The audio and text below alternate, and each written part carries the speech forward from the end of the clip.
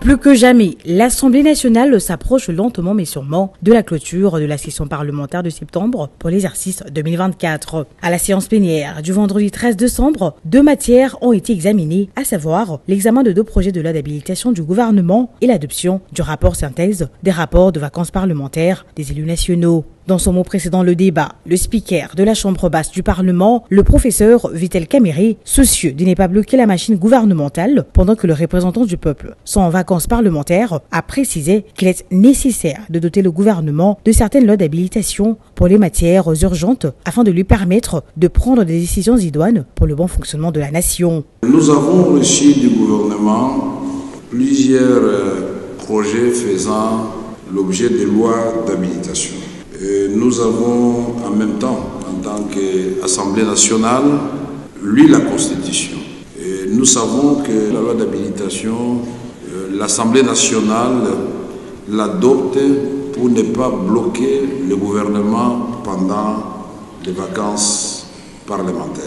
Au cours de cette plénière, 2 projets de loi d'habilitation ont été examinés et adoptés après débat. Il s'agit notamment du projet de loi d'habilitation autorisant la ratification de la Convention sur l'enseignement technique et professionnel signée à Paris le 10 novembre 1989, porté par le ministre Marc Ekila. Le projet de loi d'habilitation sur la prorogation de l'état de siège sur une partie de la République, porté par le ministre d'État en charge de la justice et garde de Sceaux, Maître Constant Moutamba. La plénière s'est ensuite penchée sur l'examen du rapport synthèse des rapports de vacances parlementaires des élus nationaux. À ces sujets, le président de la commission ad hoc a renseigné que seulement 40% de rapports ont été déposés dans le délai. Le Kasaï est la province qui a produit le moins de rapports, soit un taux de 29%. De l'examen de ces différents rapports de vacances parlementaires effectués par les députés nationaux dans leurs fiefs respectifs, la commission a relevé les problèmes récurrents à toutes les provinces, entre autres l'absence de l'autorité de l'État, l'arrêt de travaux du programme de développement local de 145 territoires initié par le chef de l'État dans certains coins du pays, le tracasserie administrative et routière sur les axes d'intérêt général par les agents du ministère des Transports, l'absence de rétrocession du gouvernement central aux provinces et aux entités territoriales décentralisées,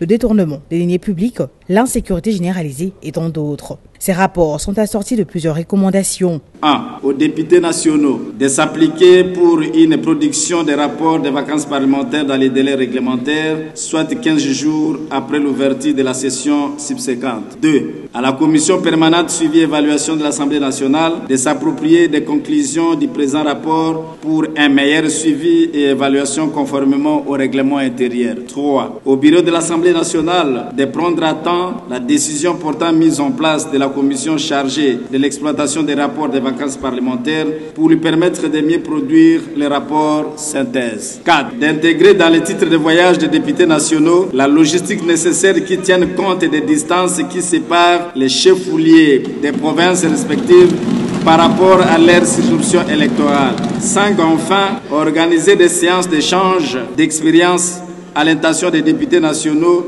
sur l'élaboration des rapports des vacances parlementaires. Après amendement des élus nationaux et adoption du rapport de la commission ad hoc par la plénière, le président de l'Assemblée nationale, le professeur Vital Kamerhe, a indiqué que toutes les recommandations formulées dans ce rapport seront envoyées aux institutions requises conformément à l'article 145 alinéa 6 du règlement intérieur de la Chambre basse du Parlement afin de permettre aux dirigeants de mieux appréhender les problèmes communs et particuliers observés dans différentes provinces du pays. Nous tenons, honorables députés, chers collègues, à demander à l'Assemblée plénière si elle peut se prononcer quant à l'approbation des conclusions de ces rapports. Qui sont pour?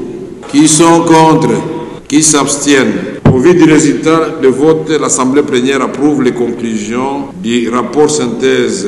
Il faut noter que plusieurs autres projets de loi d'habilitation seront examinés au cours de la plénière prévue le samedi 14 décembre à 15h.